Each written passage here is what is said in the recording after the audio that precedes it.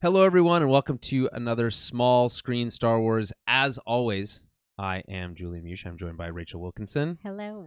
And we're going to be talking about today Star Wars The Bad Batch Season 3, Episode 9, The Harbinger. Mm-hmm. The Harbinger of what exactly? We'll find out. Yeah. We shall find out. Is there any Star Wars news that I should be aware of? I didn't see anything. Not that I saw. Oh, just a bunch of people complaining that people are breaking canon or something dumb. We'll get to that later. Yeah. It's so annoying. Why is there why? Listen. It's one book, and Yeah. people were mad about that book anyway. People were They didn't like really? it. Oh, really? Yeah, people were mad. Not everybody, but a lot of people didn't like the way that book ended anyway. So Okay, we'll get to that later. Yeah. It's fine. Yeah, it is fine because the books have never been like the Super canon. Yeah, no, they've always been kind of loose about that. Yeah. Like there's not enough people reading them. Like there's a lot of people that read them, but I mean, like it's not. I don't know. the shows take Trump, precedent. yeah, Yeah. I hate using And that word, but you know what I mean. The Yeah. shows, are more mainstream. Yeah, I mean, Whereas, again, it's not, but- again they are canon, Yeah. but just like all things in Star Wars, there's kind of like a looseness to the whole thing. Again, Mhm. we'll get to that controversy. There's a new controversy in the Star Wars fandom every week, so we Yeah. have to keep. It's hard to keep track. I understand why that might be hard. Yeah. A little bit of housekeeping before we get going. Reminder to the folks listening maybe on the podcast that this is a live recording. We record this live on Thursday evenings around 8 p.m. Central Daylight Time now. I just wish we could just stay in Daylight Time forever. That's really my wish. No more changing the clocks. Just only Like Daylight Time. Saskatchewan. Yeah, but I think they're only in Standard Time. I have no idea. Yeah, this is the other problem. Everyone makes up their own rules about this. Yeah. It's anyway. They're kooky over there. We don't know. Why don't know can't what we goes on just over there. Why can't we just do what Star Wars does and just track time based on what time it is on Coruscant? Yeah. On another planet. Yeah, exactly. Yeah, exactly. What was I talking about? Oh, we're doing this live. Twitch and YouTube.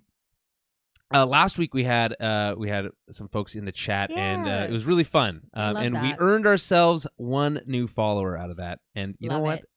We're winning hearts and minds one at a time, and Yeah. that's okay. We're okay with that. Yeah. So if you want to be a part of the show, the best way to do it is to join us live for these sessions, again, Thursday evenings. Mhm. Then the show is posted Fridays.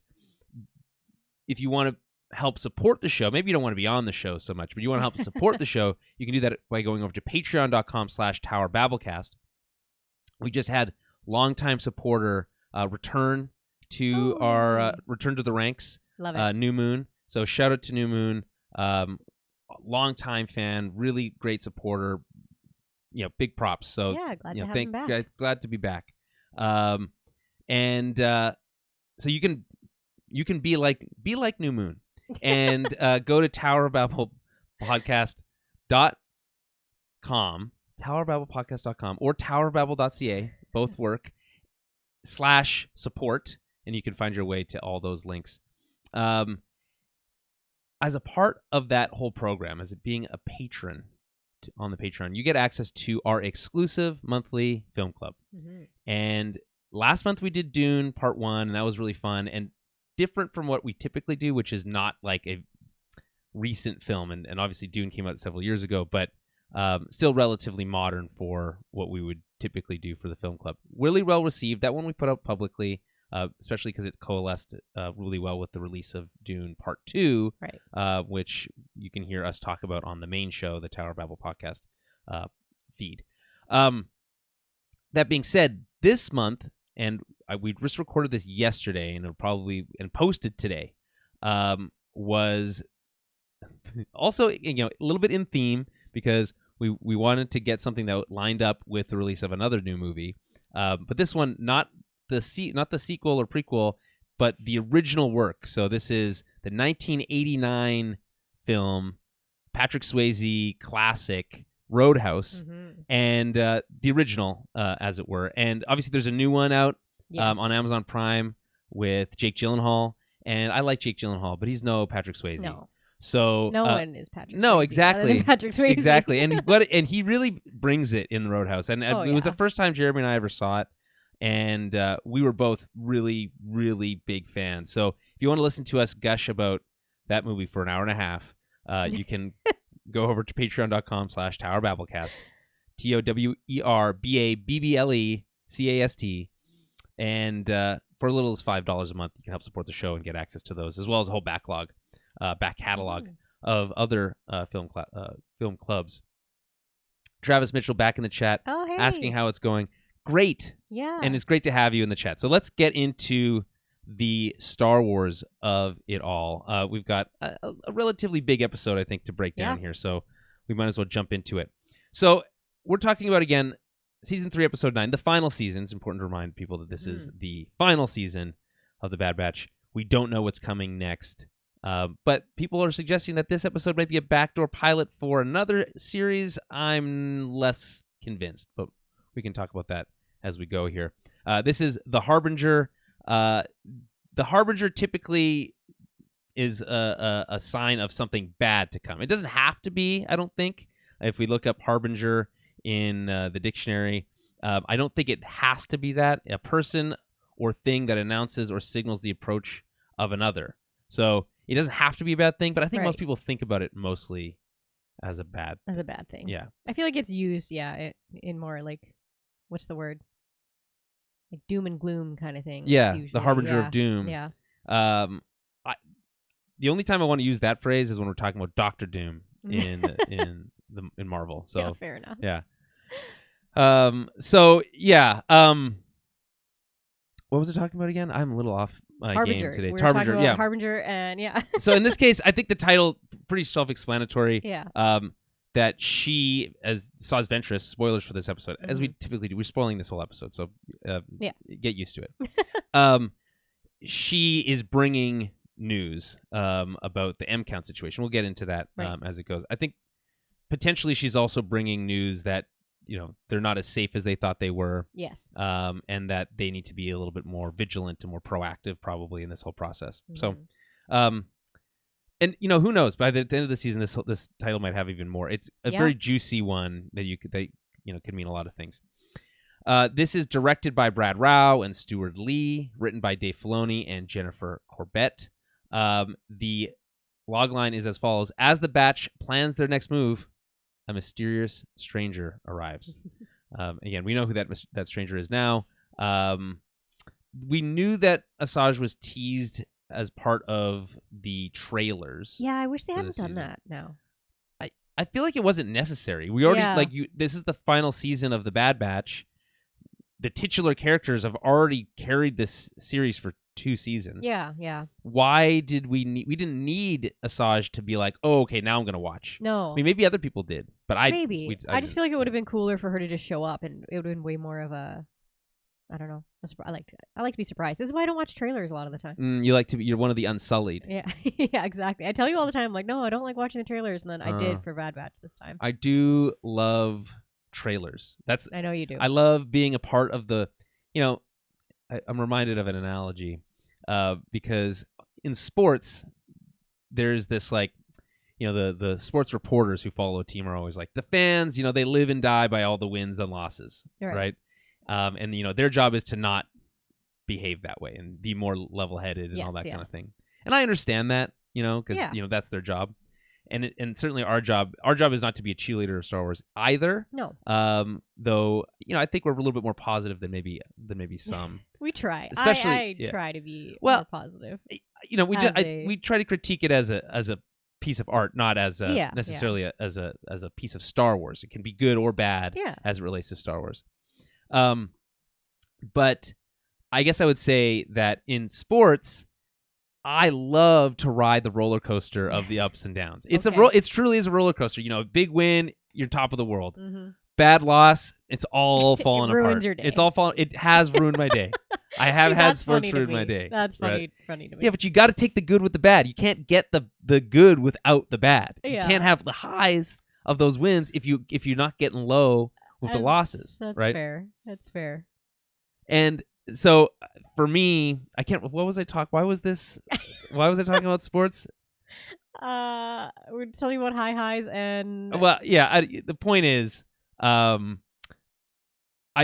like to ride. I remember now. I like to ride the roller coaster that is the hype train for a series or whatever by watching the trailers, getting Gotcha. reading the interviews, all that kind of stuff. Yeah, getting hyped up. Right. For it. Yeah. Which ultimately means that some things are spoiled to me, but that's okay. I got to be excited about that for months instead of just that one moment in the theaters. Right. So yeah, that's my philosophy. All right. So this episode as a whole, Travis with the thought here, really liked the episode. The only flaw for me was Ventress felt like an NPC in a game, just stands, sits in places until someone asks her a question, then she spills information. I didn't, I think that's a astute observation. I think that's relatively accurate. I think it's challenging because to reintroduce Ventress, you knew there had to be some sort of confrontation with the Bad Batch, but you also knew that it couldn't be deadly. So it had to be a little tamed down. And then the rest of it, it's like, well, then, I guess we're just not used to the character this way. That's true. Like, we're not really used to her being this helpful and not, like with Ventress in the past, it's usually her doing her own thing, but like not giving info, not helping, right? She's just kind of very reluctant to usually to take in, to be a part of anything, really. Yeah, exactly. But I understand now, like, why she would be more inclined to help because she was just as vulnerable and hurt in this war than the Bad Batch were. So she kind of sees them on the same level a little bit. But I do agree that I think the writing feels a little stilted in this episode at times. I'll call it out as we see it. But overall, I think there is a little bit of like a nice feeling to be able to just get a little bit of information for once. I understand it feeling a little bit too easy. Yeah, but also at the same time, it's like they did all that work in that previous episode to set this up, and then I actually enjoy being able. And I've been talking about this for a few weeks now, right? This idea of being able to just, we don't have to have a big action sequence every week. And we can just spend some time exploring character, exploring motivation, backstory, building some of that stuff. And that's a lot of what happens here. And some of it's hinted at. I think a lot of it is written for people who know, and you can kind of read into it a little bit more. And if you didn't know her as a character before, I think you might feel a little bit more left behind, but I don't think there's that many people that don't know. I was gonna say, like, I feel like it'd be pretty wild to be watching the Bad Batch without having watched the Clone Wars. If I was meeting someone for the first time who was like, you know what, I want to give Star Wars animation a shot, I would tell them to like watch like a handful of episodes of the Clone Wars, the final season, and then that's fair, and then the Bad Batch, because I think it's better than most of Clone Wars. Yeah. So Anyway, you're right. Thing is, Ventress has been around now since the original Tartakovsky animated Clone Wars stuff. So she has her own novel, which is also technically based on an arc for the Clone Wars that was not completed. So take that for what it's worth. And she's been around, I guess. So it's not like it would be. I think if you're this deep into the Star Wars, I think you know. But maybe it is worth backing up and giving a little bit of backstory when we get to it. Travis, again here, it was more so that every time we see her, she's just standing in one spot. You don't get a sense that she has places to be or thoughts in her head. Very minor gripe in an otherwise great episode for me. That's again. I feel like I think they boxed themselves in by having her come to Pabu because what are they gonna do? Have her for dinner? They're kind of just. They wrote themselves into a corner, and they've done this in the past. They sometimes write themselves into a corner where we have to endure some kind of clunkiness to get back to something exciting. Yeah, it is funny that it's just like she's just there in the cave. It's like they didn't notice her show up to this island. Yeah, like how did she sneak in? Like what? Yeah, it seems like you're totally right. It is kind of funny that she's just hanging out like like you would find in a video game. Like, oh, there's a person here that's waiting for a mission. Yeah, exactly. Okay, so let's get in. Actually, well, before we do that, you want to give your overall impressions of the episode? I mean, overall, there was lots of things I liked about it. There were some things that are just like I would say very minor gripes, but like not huge. It's interesting, obviously, to have Asajj back. I really like her as a character. I've always really liked Asajj. In Clone Wars, I'm a big fan of like all her interactions with like Obi-Wan and Anakin were always really fun. And to me, she's a really fun character because she is so neutral to me. Like she is like she's very the closest thing you can get to a great Jedi. But as we all know, Grey Yeah. Jedis don't exist Well, technically. yeah. And because she Technically. was, she was light side trained and then dark side trained, right? Right. So she's a very like intricate kind of character for me. I've always really enjoyed her. So having her show up in this episode, I had a feeling that's who we were going to see, and that's who Fennec was going to contact. So I am excited that that's who it was. I'm just hoping that this isn't just like a one and done. I'm hoping we get a little bit more of Asajj, but we'll see. Well, the StarWars.com seems to hint that there's, there's a lot of open potential and possibilities for where Ventress where they can go with the character. Of course, yeah. But Well, they didn't really drop any hints that there was anything necessarily more to come. But again, there is this, I guess I saw a couple tweets about this. People saying that, this is a backdoor pilot for a spin-off show that would have Ventress training Omega as a Jedi or whatever. Yeah. And personally, I didn't sense that. Sometimes you sense a backdoor pilot. I think people have talked about the Clone Wars episodes where the Bad Batch are introduced, and that's supposed to be a backdoor pilot also. Right. That one feels much more like that because it's much clunkier. Yeah, in my it's opinion. like they just show up. Yeah. Yeah, and so and there's others. Backdoor pilots have existed forever, but this doesn't necessarily feel that way. And I don't, and maybe that's only because I think that the idea of a series of Ventress training Omega doesn't sound that exciting to me. Yeah, I don't know if Ventress really would or like cares enough to do that. Yeah, like there would have to be way more going on for her to like take on a Padawan that she has no right. And then where were to. they? Because then you have to explain that. This is the challenge. Every time you resurrected a Force user, you have to justify where they were, during all the events of the original trilogy, and we're getting closer to that all the time. Obviously, we've danced around that a lot in other ways, and so is Star Wars has figured out a way, but. Again, it becomes more complex the more of these characters you layer on. Yeah. And then the other thing is there is just a general sense, I think, from fans in general that not everybody needs to be Force sensitive. Yeah. And absolutely. And again, if she is here, I'm not going to be upset about it because I think they've taken the steps to lay the groundwork for it and with enough patience. But if that means that we need to then spin off to another series following another, like a Jedi, it's like it would feel a lot like Rebels, like Redux to me. Yeah. It's like this very similar skill set to Ezra, similar age. She then becomes a part of the rebellion, a part of a cell that we didn't see, just like we didn't see anything from Phantom or what's their squad, the Rebel squad name? Phoenix Squadron. Yeah. So I don't think that really works. So I understand people's. I think it might be from excitement of saying, well, we want Omega to live and we like Asajj, and that'd be a fun pairing. I totally get the want for the pairing or whatever, but we'll see. I can't really see that being her storyline, to be honest, because she's a little more of a lone wolf, I think, and like she said, she's on her own side, so right, not really. Yeah, let's just quickly to Travis here, since he's honorary co-host. So he mentions a couple things about Asajj. She did seem to know a lot more about Pabu than the people there with the flower, how to pilot the boat, so on.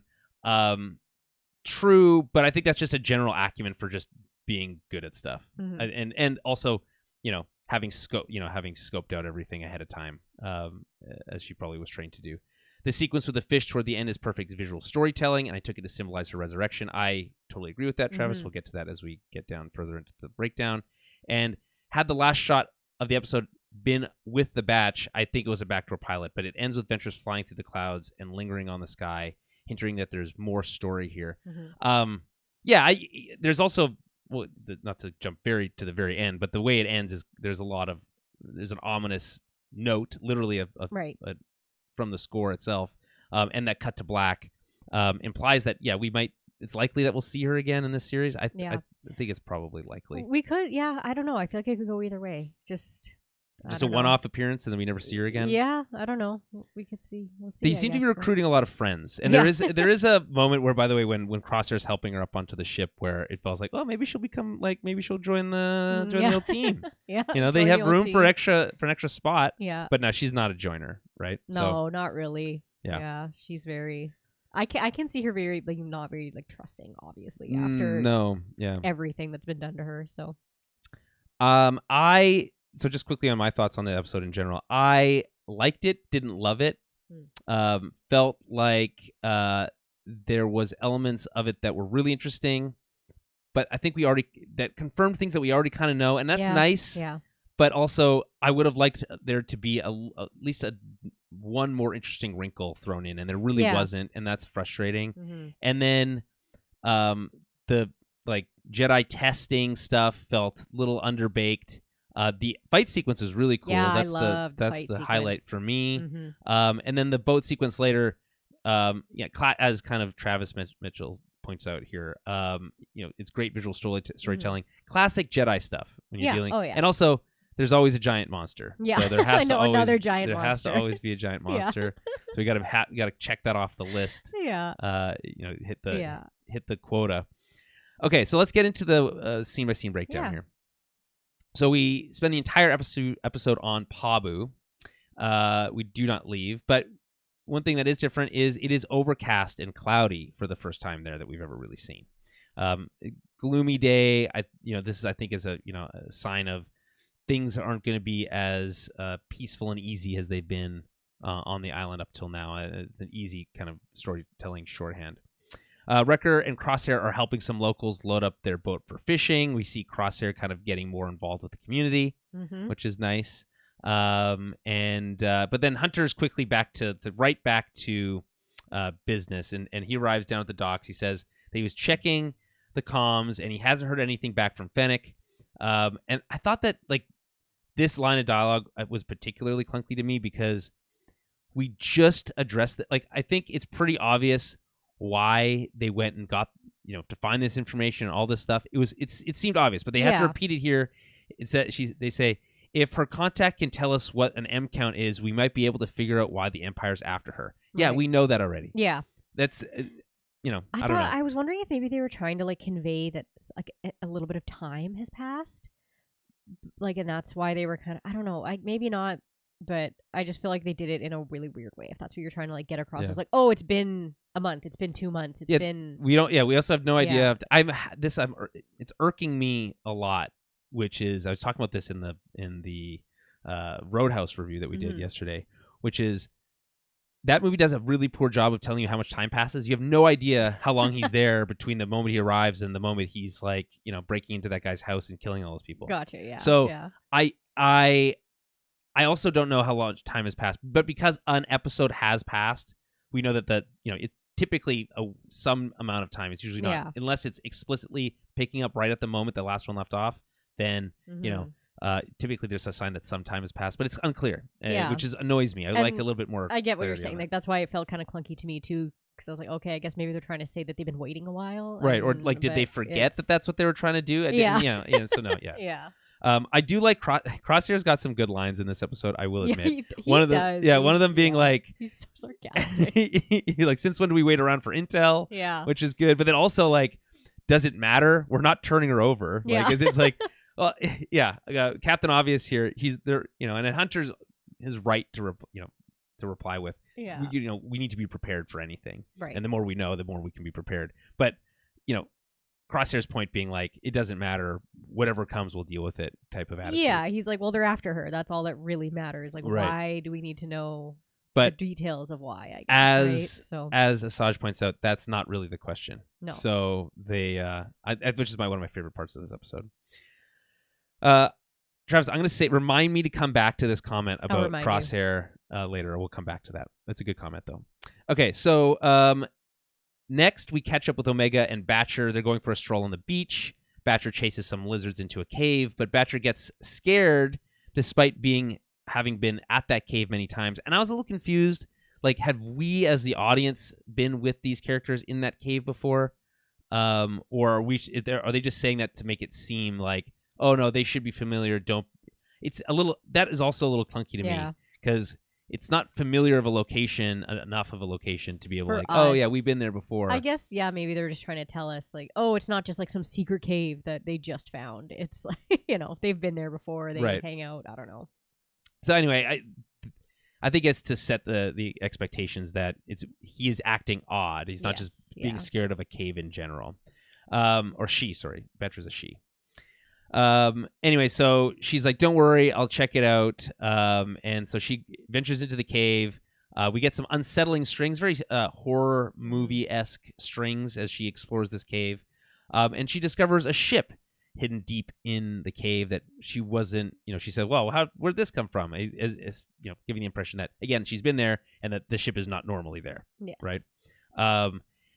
I think in the Screen Crush recap, they talk about how the reason that they did that was maybe because they didn't want us to think that ship was had been there for a long time. And she was discovering it for the first time. Yeah. But I think it would have been pretty clear and obvious that as soon as Ventress opened her mouth and started talking about what was going on, that wouldn't be the case. Yeah. So a little bit more faith in the audience would go a long way. And as I said before, that is another thing that irks me. Her ship doesn't have a name or a type. Or anything like that. According to StarWars.com, they say this. While making her way in the galaxy as a bounty hunter, Asajj Ventress evades the Empire in her own ship, outfitted with proton torpedo launchers for escaping dangerous entanglements.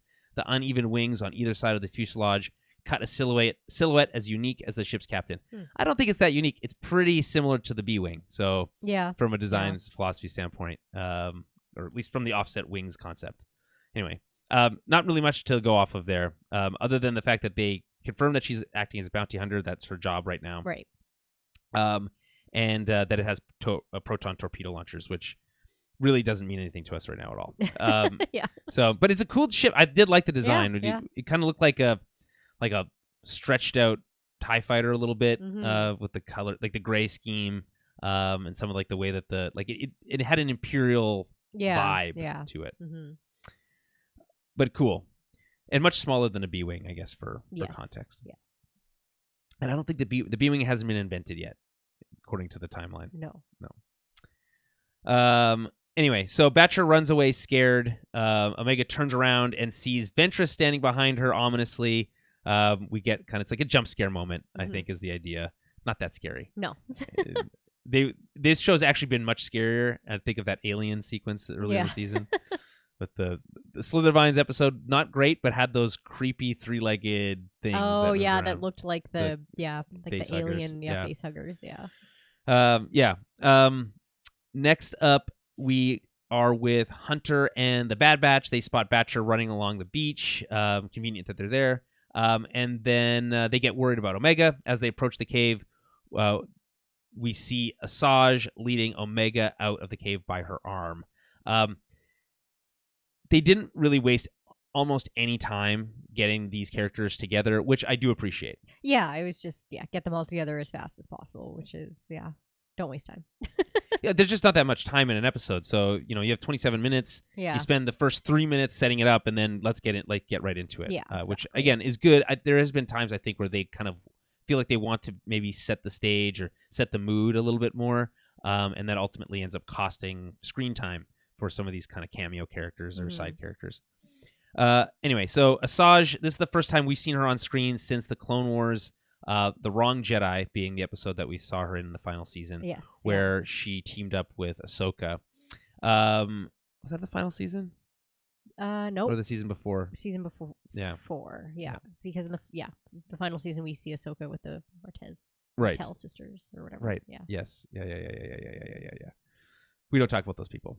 And so anyway, this is the first time she's been on screen since the Clone Wars. Yeah. You mentioned the novel Dark Disciple at the top. Yes.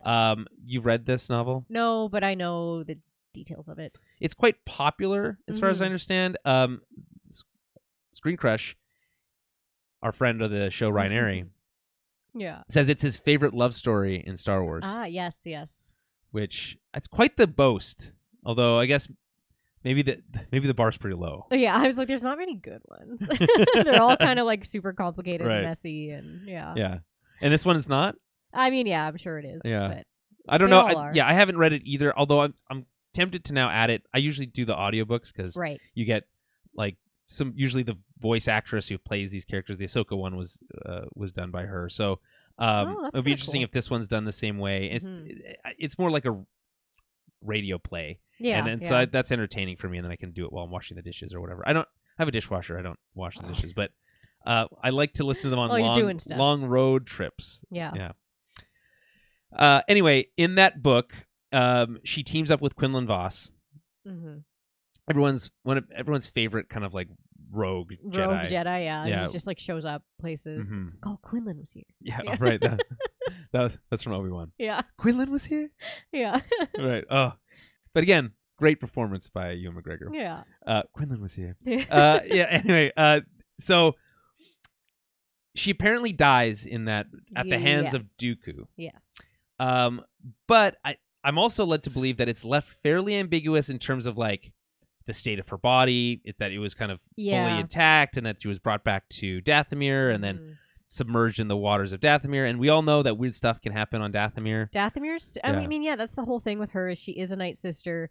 We do know that they've got they call it their dark magics, right? Mm-hmm. With a K. It's important that the magic with a K. Magics, yeah. So yeah, I mean, like I see no issue with them doing something along those lines of like that's how she came back. Like, hey man, they like the Night Sisters converted Darth Maul's weird spider legs into weird different robot legs. So there's really anything is possible. And that is true about their kind of like species too, about like how tough they are. Like Darth Maul got cut in half, still alive. Right. You know, because I believe in the book it's Force Lightning. It's Force Lightning, which is like maybe she's a little more like maybe she was just a little knocked out a little harder. Like to me, fully dead. Force Lightning is so weird because how powerful it is seems not entirely clear. I think Star Wars wants it to be super powerful, that if you get hit by Force Lightning, that's like a big thing. That's not right. Yeah, you're very much affected by that. But then we see people get hit with it all the time, and then they're just like kind of fine after a few seconds. Like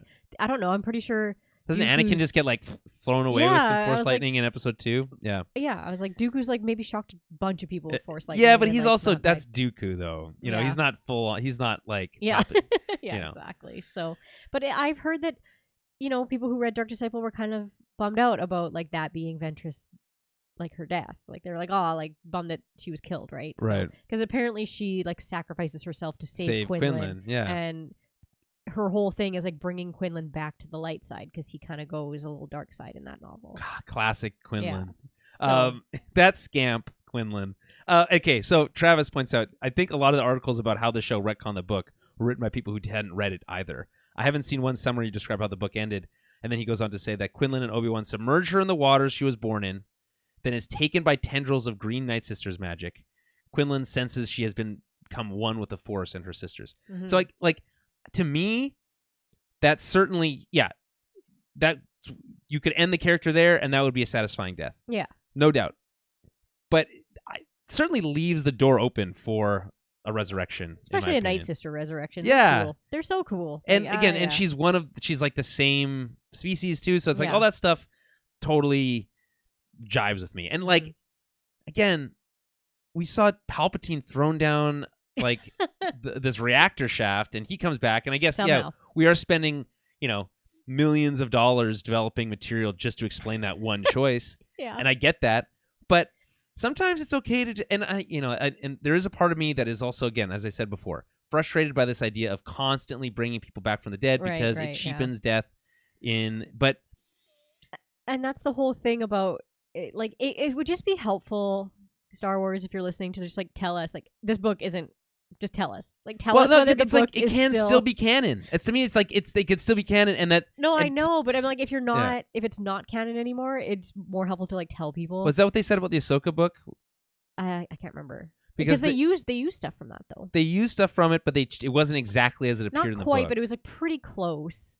Right. Like it was quite similar. It was just a shorter kind of version of the same thing. So yeah, I guess that's still a bit of a mystery. I guess I thought for some reason they said that they officially announced that Ahsoka book was retconned in some way. Mm-hmm. But I don't know. So they do say so there's an interview with the voice actress, who should mention is Nika Nika Futterman, probably. That makes more sense. I'm really bad with names. So, but and also the creators and the directors and stuff. So in that they say we had several discussions about the book and how her story could continue. Jennifer Corbett, who's one of the directors here, explains how she survived will be revealed in future content. So that will be told to us. Cool. Okay. Connection to and compassion for Omega. Sorry, I missed a line here. But for this story, we were thrilled to include her and explore her unique connection to and compassion for Omega. So it seems like there's two things. They wanted her for this specific story, and that was the primary motivator. And that B, they'll figure out how she came back later. Yeah. Because it doesn't. Right. It sounds like they talked about it, and they're like, well, we don't have to decide now. We can just tell this story and then figure it out when. Well, yeah, they gave her a fun little line at the end of this episode that I liked. Which I think just alludes to that, right? Yes. So, but I guess we'll see. So this is how StarWars.com describes Asajj right now. A former Jedi Padawan turned assassin, Asajj Ventress was trained in the ways of the dark side by Count Dooku. For many years, she yearned to be considered a true Sith, secretly acting as Dooku's apprentice. During the time of the Clone Wars, Ventress fought for the Separatists, clashing with Jedi like Obi-Wan Kenobi and Anakin Skywalker with her twin red-bladed lightsabers. But after Dooku was ordered to dispose of Asajj and left her for dead, Ventress returned to her Night Sister clan to exact her revenge. In time, Ventress reinvented herself as a bounty hunter and reclaimed her identity, neither a Sith nor a Jedi. I get, this is why her and Ahsoka get along so well. I guess interesting that again they've confirmed that she's a bounty hunter. Mm-hmm. Obviously, she's not interested for work, in working for the Empire for obvious reasons. No, right? Of course not. Yeah. If Palpatine knew she was fully alive, he'd be pissed. Yeah, but he's already killed her entire family and has already orchestrated the death of Dooku. I mean, yes, he would want her dead for sure. Yeah. Right. Which is why it's interesting side of it, which is to say she risks exposing herself by coming to see the Bad Batch as well. So it's not zero risk to her. No. Okay, so moving on from the shock of seeing Asajj Ventress back for the first time. So right away, the first thing she says when greeting the Batch is, for rogue clones trying to lay low, you're failing spectacularly. But and I think this is supposed to put Hunter on edge right away, and it does because he's concerned that she found them without ever having told Fennec where they were. Right. How she says she has her ways, but how do you think she found them? Maybe Fee isn't as reliable. She does seem like type that would sell them out. Yeah, right? She's a pirate, right? Not that she would necessarily sell them out to somebody bad, but if she heard that Asajj was poking around, Asajj might know Fee and might be able to. Maybe I don't know. I'm worried that there's someone on the island who's a snitch. It very well could be that too. Right. But, they want a better life. They know that these people are on the run for the Empire, and sure, all these people are on the run for Empire, but these guys are valuable. Right. So be able to trade that in for a pound of credits. Yeah. Might not be too bad. I don't know. You'd think if there was somebody that was that snitchy though, they would have told the Empire by now. But I guess we'll see. Yeah. So Sid says she used to work with Jedi, so I think she could have had something to do with it. But does Sid know where they are? I don't know if Sid knows. I mean, she might because she's Sid. But right. I'm not 100% sure if Sid knew that they were ever on Pabu, but she might though. There is an interesting kind of side note here, which is that maybe living in a community of a bunch of other people is a bad idea to begin with. Right. At this point in their dealings with the Empire. Yeah. Right. That by living with anybody at all is in fact risky. Because if they went and then set up on a deserted moon somewhere that with no civilization, right, and then sure, it's not gonna be an easy life, but it would be safe. And obviously, again, the script requires that not be the case because that'd be too easy. But right, yeah, there is an element of hey, dummy, you're hanging out with all these people, and sure, they're really nice, but it only takes one person to drop if the you're snitch getting line. a little too comfortable, and which is why we see Rex and Wolf and Gregor just hanging out in these weird deserts, hunting desert worms. Yeah, in Rebels, right? Yeah. So, Travis again. Sid knows Fee, and Fee is Sid's friend, so I think Fee would be trying to mend the tension between them. maybe. I don't think the Bad Batch wanted anything to do with Sid. I think No.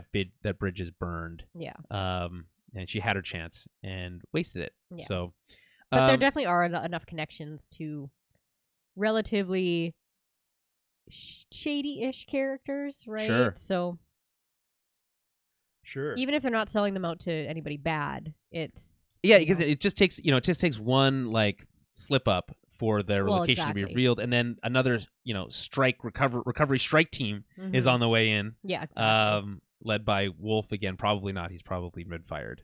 Yeah, most likely. Yeah, I would. It's again. There's people have always wanted like, give me a show that just follows the clones. Yeah. Me too. Yeah. And technically that's what we're doing now, but it's like, you know what I mean. Yeah. Okay, so she wants to know. Asajj wants to know why the Batch are after this M count information. Mm-hmm. She says that it's dangerous to ask about. And there's this great, as I mentioned before, there's this great line about, why is it dangerous to ask about? Right. And that's the real question, isn't it? Right. Mm-hmm. That's what she kind of brings up. You guys have been worried about why she's being hunted, but the question is, why do they need to hunt her at all? Right. Right. Yeah. Mm-hmm. And so I think, it's fun to play coy. So it's an interest, and she obviously right away is putting herself in position as the expert, right? And kind of earning respect and earning, requiring them to listen, because if she holds back, if she spills it all here, it doesn't. She gives up all her leverage. So, she wants to know why they need the info. Consider it my payment, which is funny. Everyone wants to be paid. Yeah. But again, really, what she's doing here is vetting them, right? Yes. Yeah. I think if you look at this episode through the lens of Ventress was asked by a colleague of hers to deliver information on a very sensitive subject. Right. Yeah. Right. And sensitive not just in the general sense, but sensitive to her because it impacts her life and reflects on her life experiences. Yep. So she doesn't want to just give out this information to anybody because it endangers herself. And understanding and making clear up front that by talking about it at all, it really ratchets it up the danger that they're facing. Absolutely. So she's not gonna. She needs to know what's going on here, right? I love, by the way, that Omega says that it's for a friend. It's for a friend, yeah, right? It's so funny. It's the best they could come up with. Yeah. And then like immediately spills the beans too. Yeah, which is such a kid thing, right? Like just a crappy liar. Like, it's so funny. Yeah, I do love when they give Omega these little nuances of being a kid, because she is still a kid, and we kind of like forget that. Not that we forget it, but she's doing big time stuff a lot of the time here too. So it is nice when they give us those little blips of like, she's still like a dumb kid, right? Sometimes. Like when Asajj is like, enough questions. Yeah, exactly. I love it. Yeah. Anyway, so Travis here is saying, in the now non-canon Clone Wars tie-in comics, it's Ventress who takes Wolf's eye. So I feel like it could be fun to address when she shows back up. I agree. It is interesting to include both Ventress and Wolf in the same season. It certainly invites that comparison. Right, yeah. And then also, just remembered, those 3 cadet clones are on the island, and I feel like Hemlock wouldn't be dumb enough to not know about them. I could see one of them snitching or them having a tracker. It's a good point, actually, Travis, that those 3 adolescent clones are hanging out. And by the way, there's a reason we forgot, is because we haven't seen them since that episode. It would be nice to have them, and I know Daniel Logan voiced one of them, so maybe he's not as easy to come by in terms of voice acting, but like, it would be, he can just wave, like they can just they don't have to just be in the background. Just let us know that they're still there. Yeah, that's true. And you're right, they could just be restless because that's not necessarily the life that they envisioned for themselves. So yeah, maybe they are a little restless and reaching out and trying to find some stuff to do. Right. So okay, so this is where we get into like the meat of like what's the what is an M count? Did she say midi-chlorians in this episode? I think she actually uses that full word. Can't. I want to say she does, but maybe not. Either way, they talk about what the M count. What is it? And she says it's something in the blood. Everyone has it, but at varying levels. Those with a high count were believed to be more capable of wielding the Force. So, I love very carefully worded statement here. Yeah. Right. It's something in the blood. Right. So we know that if you know episode 1, it's tiny organisms, Right, microorganisms in the blood. Right. And everyone has it. This is kind of speaking to, some of the more recent conversations that have been going on in Star Wars, between properties even. So like, The Last Jedi introducing this, the broom boy concept, and, Right. the Force is for everyone. And then, of course, in Ahsoka, we see that with Sabine, someone who had no sign of being Force sensitive, being able to figure out a way to manipulate the Force in her own way. And then it says those with a high count, quote unquote, were believed. So, the sense is here that she's kind of putting her own commentary on it, that it was believed, not necessarily that she believes that. Right. And to be more capable of wielding the Force, more capable, not the only ones capable, more capable. Mm-hmm. Right. It's. I think it's the kind of the perfect balance between what we knew and kind of describing it in a way that feels less clunky than the way Qui-Gon did it, and kind of hitting the nail on the head here about it being, hey, anyone technically can, and then this is, by the way, I don't know why this is so shocking, because in episode 4, the very first Star Wars movie, Obi-Wan talks about it being something that is in all living things. Right, yes. So this is not something that I think we should be shocked about, personally. No, of course not. Travis, there's a problem with Pabu, is we've seen so few of these characters like the mayor, the cadets, or the other side characters who took them in. It doesn't feel like a lived-in place. I agree, and I'm not sure why that is. Maybe it's the voice actors that they hired for those are harder to come by. That's possible. But also, I think they, knowing that this is the final season, really don't have the time to spend on characters that aren't core to the story. Mm-hmm. So I think that's probably what it is. It's an unfortunate side effect of maybe rushing the finale. I think people expected this to be more closer to 4 seasons than 3. Yeah. And I think that would have been nice to be able to leave a little bit more space to breathe. Mm-hmm. Okay, so anyway, Omega spills the beans here because Hunter's like, the Force, like the Jedi, and then she's like, I'm a Jedi, which is great. It's exactly how I would react if I was in her shoes. Yeah. She says, your blood doesn't make you a Jedi. You'd have to be trained for that, which again is important to remind, I think, maybe more casual viewers of Star Wars, that just because you can use the Force doesn't mean you're a Jedi. No. Right? And just because you have a lightsaber, this is important for all the people who have been criticizing. Doesn't mean you're a Sith. Right. Yeah. Who have been criticizing the Acolyte. It doesn't mean you're a Sith. No. So it comes down to training. And again, this is like a long-standing thing, that just because you have Force sensitivity, you have to dedicate your life essentially to learning that craft. She says she's never heard of clones being Force sensitive before, but believes it could be possible considering how many clones were made. She guesses playing the odds game. I like this conceit also, because this is another thing that we knew, right? And something that we've been working on off of this working theory about, the Project Necromancer and all this stuff, which is that, typically speaking, the understanding from Star Wars is that clones weren't Force sensitive. Right.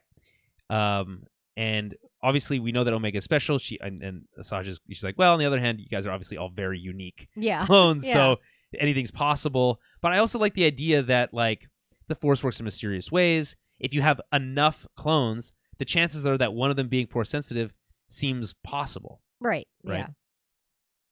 And so I'm totally fine with that. And I'm fine with it totally being something that could occur naturally. In this case, I think that's not the case, because we know that she's like a special project, quote unquote, Project Omega. So, take that for what it's worth. Quote, if you don't have a high M count, consider yourself, if you do have a high M count, consider yourself warned. The Empire will hunt you down. Right. There's your intel. And then she like wants to like dip out. Yeah. And I thought that was funny, but also like the not really that useful information. Yeah, right. It's just right? like, well, here you go. But that's just it's very true to her character, which I really like with Asajj. Like she's always been very kind of quippy, and she's got really good. I don't know. She's got really good line delivery always. Like I don't know. Props to the voice actor there too, because her line deliveries with Asajj are always very good. Yeah, I think she's great, and she stands out as being particularly great in this episode. Yeah, I think. Yeah. Travis, you cannot be a Christian and do something righteous in the eyes of one, but it doesn't have to be in God's name. Same thing with the Force and the Jedi. I think it's a good comparison. Yeah. Again, there are things that a Force user can do that are Jedi-like, of course, but that does not make them a Jedi. As Ahsoka rightly points out, I am no Jedi. Right? Yeah. But again, I always felt like you kind of are though. Yeah. Yeah. You kind of are yeah. though. It's just always felt so like it's like Jedi and Sith, and so it's like one side or the other, and there is no in between, gray area, right? But there's very much gray area in between. So. Yeah. Which is, by the way, when I said earlier, like, there's no such thing as a gray Jedi, I say that because to be a Jedi would not allow for that middle ground. Yeah, it's like so a gray Sith. You could explore that, which is what Dooku does, but then you fall from grace, as it were, and you're no longer a Jedi because you stop following the teachings of that order. Right. So there are gray Force wielders. Right, as we see with obviously Ahsoka, to lesser extent Ahsoka, I would say, because she kind of purifies herself. Obviously Asajj is a great example. Yeah. But also, what's his name from Ahsoka? The two of them, the two assassins in that show. I can't remember their names. Oh, now. Baylan Skull and what's her name? Yeah. Yeah. The blonde one. The one with the bob. Yeah. Yeah. Okay. So Omega is not satisfied with this information, wanting to understand if like, okay, well, that's great, but is that the reason that they're after me? Like, she's like, that's cool and all, but that's not enough, right? So Ventress admits that she can't know if she's Force sensitive unless she tests her. And after some pleading from Omega about needing answers and wanting to know who she is, right? I need to know who I am. So, it's a pretty, I think, compelling argument for Ventress because she also was confused about who she was. Yeah. So absolutely. It's fair. Yeah. So, and I do also love this line from Ventress, which is like, "Are you sure you want to know? Because the truth is rarely comforting." Yeah. But again, the kind of flip side of that phrase is ignorance is bliss. But it's nice to live in that space where you don't know. But ultimately, you do need to know. Yeah. Of course, it's especially if it's something core to you, who you are, right? So, Travis here, I think it's an internal bias built into the story. As in the Casual saga, we weren't shown any other perspectives, religions, other than Jedi and Sith.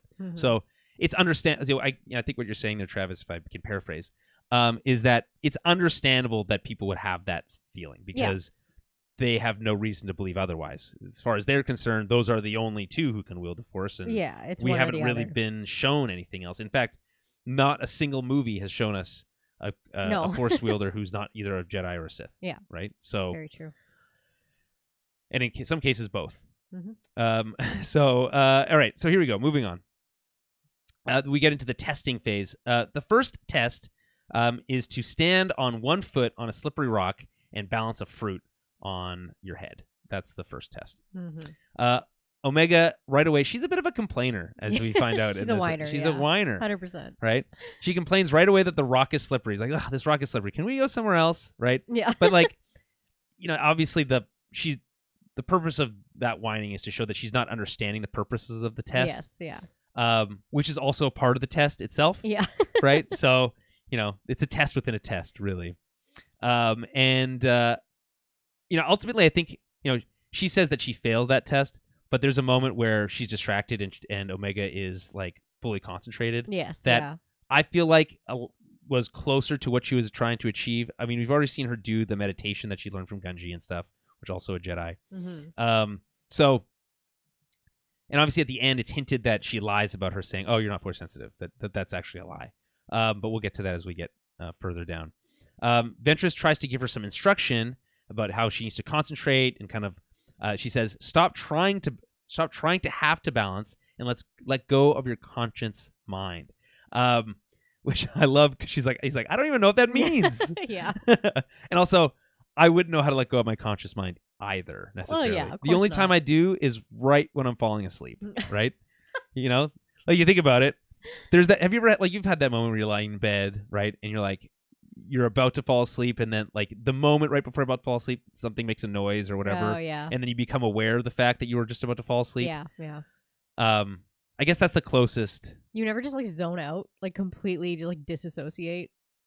Oh, I can try right now, but like I'm not saying unfocus look into the your eyes. look into the middle distance. No. Oh, okay. I'm just like, don't you ever catch yourself doing that? Maybe it's just because I'm like perpetually always tired these days. But like there are times where I'm just, when I get some like quiet time in the evening where I'm just like feel like I'm just staring at the wall for like a minute. I'm like, I just completely zoned out for a moment. Yeah. I don't know. I like to say it's like meditation. That's the closest you've come to Yeah. to tapping into the Force. Just zoning out completely. And it is important to remember that the Force is basically yoga. So yeah, yeah. meditation, exactly. Okay, so she tries to give her some concentration. This is the closest thing to like, do or do not. There is no try, which is stop trying to balance and just balance, basically. Yes, right. And so meanwhile, the rest of the batch is cheering her on, which is so funny. Like, go Omega! Yeah. As she's standing there trying to concentrate. I like how Asajj is just like giving them the side eye, like, eyes, can you get out of here? Yeah. Like you're distracting. They refuse to let her or Ventress out of her sight, which seems like very reasonable. I mean, yeah, like she just showed up and they're quite suspicious of her, so. Yeah. Ventress admits that she's not a Jedi, but knows some of their ways. This is obviously a hint to the fact that she was trained as a Padawan when she was young, before she was what happened? Like kidnapped?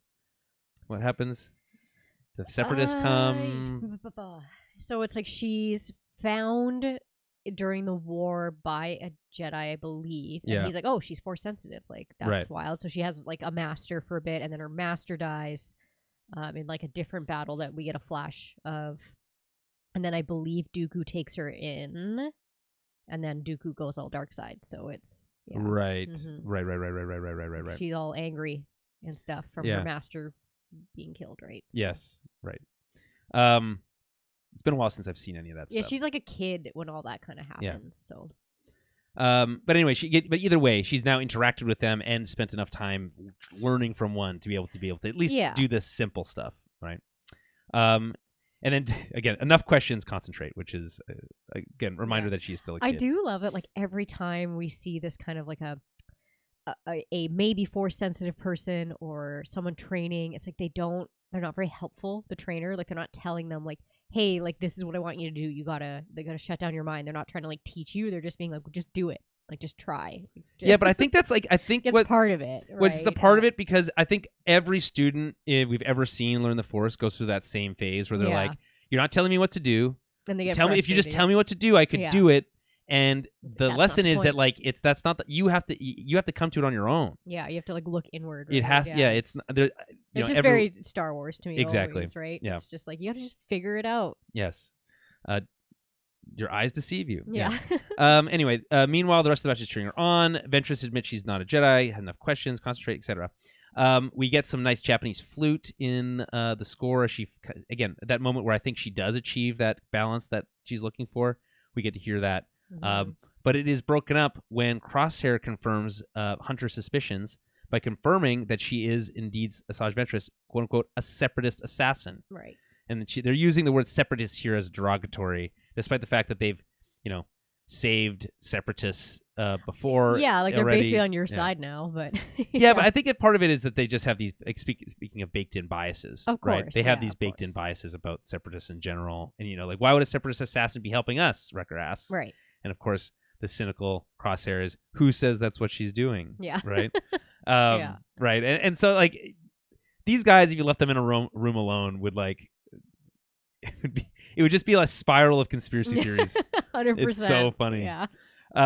So Omega, she falls down again. By the way, I loved all the moments where she's grabbing the fruit from her head before it falls, or before she falls, because she can obviously sense that that's happening. Yeah. She falls again, but instead of trying again, and of course, by the way, Ventress clocks that this is happening in the background. Yeah. And she has Omega start her next test, which is to retrieve a white blossom from the weeping Maya tree in the colonnade, which is a word I've never heard before. Have you ever heard of colonnade? No. Let's look it up. Let's define colonnade. Assuming it's like an upper courtyard. A row of columns supporting a roof, an entablature or arcade. Another word I've never heard before, entablature. So covered walk, galley. Yeah. Okay. Anyway, so before the sun sets, though, and as we see in that shot, the sun is like very close to setting. See, does this feel like a test, or does this just feel like she's like, you got to get out of here? For a minute? So I think it's the second one. Yeah, I didn't feel like this was a test. I think what it is she tries to give her an impossible task. Right. Yeah. Which is get up to the top of that mountain, go grab one of these flowers, and come back in like 20 minutes because that's how much time you have before the sun sets. Yeah. And that seems impossible. So that when she does achieve it at all, that to her, I think, is a sign that, okay, there is something here. Yeah. Right? Yeah. And again, Asajj is a little distracted herself while trying to, train or quote test her. So she kind of misses that part where she's able to achieve that balance. Right. So, I think you're right that that's what it was intended to be, which is just a way to get her out of their hair. Yeah. But also, by her achieving it, it's kind of a win for her. So that takes us into the fight sequence. So Asajj understands what the clones were hinting at, having sent Omega away intentionally, but making clear that if they are planning on attacking her, it's not going to end well. Yeah. And obviously, meanwhile, Omega figures out that she won't be able to run up the mountain up to the Archeum, another word that I didn't know before today. But I think it's there's a word. StarWars.com. The Archeum on Pabu serves as a monument to the galaxy's eclectic blend of cultures. Okay. Housing and preserving collected historical artifacts that represent the remains of cultures from across the stars. It's that like museum they have at the top. Yeah, it's like all this stuff that Fee is she's a collector. She's like an art saver, retriever of artifacts, ancient wonders. It's not pirating. Yeah. All the stuff Fee stole. Just a pirate. Yeah. But it's like a museum. Yeah. So built at the highest point of Upper Pabu, it majestically towers over the island, a reminder of the many people under threat by the expansion of the Empire.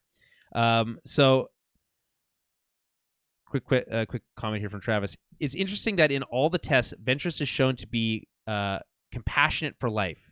She notices the one flower different from the rest, always catches the fruit, and empathizes with the beast. Yeah, I think this is, you hinted on this earlier, Travis, about her kind of resurrection. And, there's nothing more born again than truly being born again. Yeah. So, right? It's nice to kind of see this more like light, quote unquote, like light side, softer side of Asajj, because we don't get a lot of that in the Clone Wars. We see her, mostly yelling at stuff. And like using, her Sith power. So this is because I feel like she has a balance of both of those things in her, the light side and the dark side. Hence being a little bit more gray, right? So it's nice to see the light side stuff. I agree. Yes, and I think it's all intentional to show, like, they have to do a lot of legwork here to be like, hey, last time you saw her, she was a bad. Well, she wasn't fully a bad guy, or at least she was. She wanted to work with them. That's how most people think of her. So we have to do some legwork here to kind of reset your expectations. Yeah. We see her stabbing a clone while kissing him. That's true. I think they removed that from the Disney Plus version of that episode. Oh, did they? I remember hearing that specific moment was removed because it was like overly sexual. Yeah, and ultra like violent. Yeah, it's like this combination of like erotic violence that kind of doesn't belong in Star Wars. Yeah, that's fair. I mean, it is kind of like her character. She's always kind of flirty with like Obi-Wan and Anakin too, when she's like kind of fighting with them, like saying like shit to them. I don't know. I've always liked her interactions though. It's fun to be the bad guy, and she certainly, used that to her advantage. All right, so back at the standoff, Asajj reminds them that they asked for her help, right? But they still want her to leave because they now know who she is, which is, I think, an important phraseology here, that they've already decided who she is, and they're not willing to kind of accept that people change. There's a lesson, by the way, that Omega has to like hammer into them later. Right. She teases that she could, stick around. I think this is where you talk about like she kind of plays with people a little bit, because she's like, I guess I could go, but what if I stayed around, knowing that would piss them off, right? Yeah. Which is fun. She very much like toys with them through this whole encounter. Yeah. They draw their blasters, but Ventress pulls them out of their hands with the Force, and no cheating, which is good. And then there starts this like, I think one of the coolest hand-to-hand combat sequences we've seen in animated Star Wars in a long time. I was saying the same thing, because it's so rare, I find, in Star Wars that you get hand-to-hand combat like this with a Force user. Because we saw it in Ahsoka a little bit. Yeah. But it's, like I just said, it's pretty rare, because it's usually we're seeing like blasters or obviously like lightsabers in these kind of fights, vibroblades, whatever it is, staffs, anything. It's very rare that we get to see this kind of assassin, hand to hand. I don't know what you want to call it, but it's like martial arts kind of. Very like Black Widow, that kind of like using people's like weight against them, and it's just very cool to see a Force user use that kind of like talent, as opposed to just like force pushing and choking and whatever. I love this whole combative scene. Well, I think she just wanted to have fun. And that's it. She could have killed these guys so easily, and she knows that. Yeah. And I'm like, again, she is kind of just like toying with them, not toying with them, but it's like, I don't know, when like little kids are trying to like fake fight with you, and you just like push them down and push them down. Like, you know what I mean? It's that kind of not play fighting, but it's, you're bigger and stronger, and you can, it's just, she knows that she could easily take these guys, but she's just kind of like, sit back down. Like, I'll keep putting you back down if I have to. Are you tired yet? Right? Yeah, exactly. So she starts with this quick, it's really great. So it's 3-on-1, right? And so she moves through them really quickly. There's like these really like staccato punches, really short kind of interactions with each of the members of the batch here. And so she takes out Crosshair first, takes him down. Next, she goes back and forth between Hunter and Wrecker, kind of like giving herself some space. But she gets in a shot on Hunter, kind of putting him down for a moment, moving to Wrecker to take him out by the knees, which is like, there. By the way, there's a good reference to that in Roadhouse, because they always say that it doesn't matter how big a guy is, if you take out his knees. Take out his knees. Yeah, I mean, fair. That makes sense. Wrecker's like the biggest, heaviest dude. So I love also the punching sound effects, really like extra punchy. Yeah, extra punchy. Yeah. And so she knocks out Wrecker with a people's elbow. So good. Totally is, though, right? She comes in flying with that elbow, and that would hurt a lot. So good on Wrecker. I mean, he's the big guy. He can take it. Then Crosshair again, because he's not really good at the hand-to-hand combat. Again, because he's a sniper. He's a sniper, yeah. Yeah. But the coolest part is when she catches the knife that Hunter throws at her in midair. Yeah. Which is badass. It's so badass. Yeah. And then she gets up and uses like this really kind of like interesting kind of like combination of punch and force push to like knock Wrecker into Hunter, knocking them all out. Right. It's very fast, but it's, again, one of the best action sequences this show's had in a while. Yeah.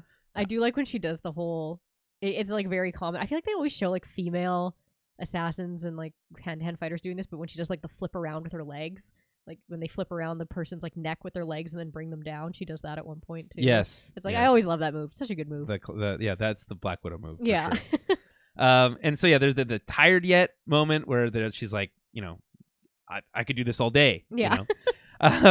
So then this is where they take some time to ask each other questions. What do you really want with Omega? And then this is where, she's really just toying with them. Maybe I'll take her off your hands, right?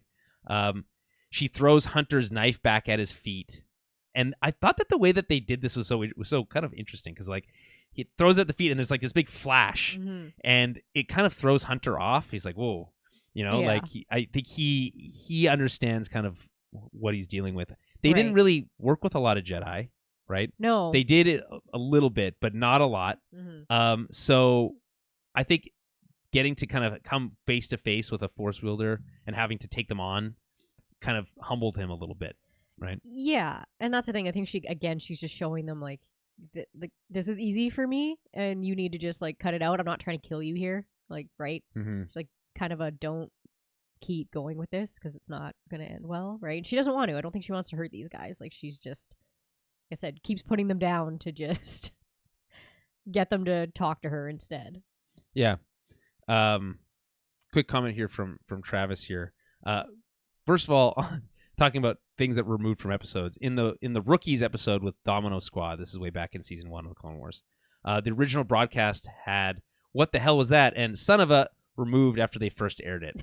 So that's funny. I don't think they use I feel like hell comes up every once in a while, but yeah, I feel like they prefer not to use that. Yeah, I don't think they often do. That's probably why they took it out. But yeah. Yeah, and then, which is weird because like there's all these other like English, phrases that really don't make sense if the Earth didn't exist or whatever. But we don't really ever care about that, and it's never bothered me. Yeah, it's just because Star Wars has its own like swears, right? Like, right. It's got its own, so like they don't use the same, and it makes sense. Like you're not really gonna use heaven and hell in that context. Like it's just easier. It's what but I guess. But at the same time, like I said, there's other examples that I can't think of one off the top of my head where it's equally as silly for them to say something like that, right? And but yet they use it. I always thought of it as like, this is a translation for our purposes. We understand what hell is, and that's for us as the audience to understand. So it doesn't really matter what exactly they're saying. Right. But